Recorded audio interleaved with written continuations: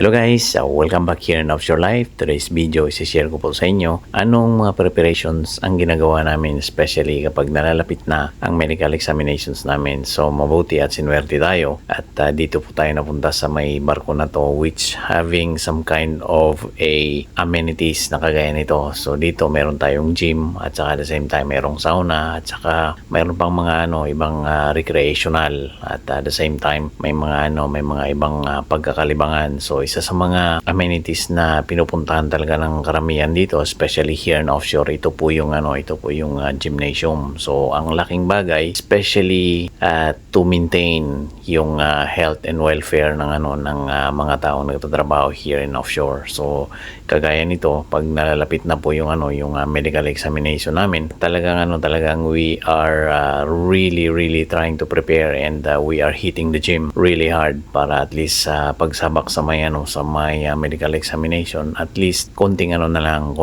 preparations na lang. So ito po yung usual na ginagawa namin. So kagaya ko, which is due to schedule for my medical examination, ay yan po yung mga preparation ang ginagawa ko. So thank you very much for watching. Hope may napulot po kayo sa may video ko, and please don't forget to like and share, and drop a comment kung taga saan po kayo para malaman ko saan inabot ng video na to. Thank you po.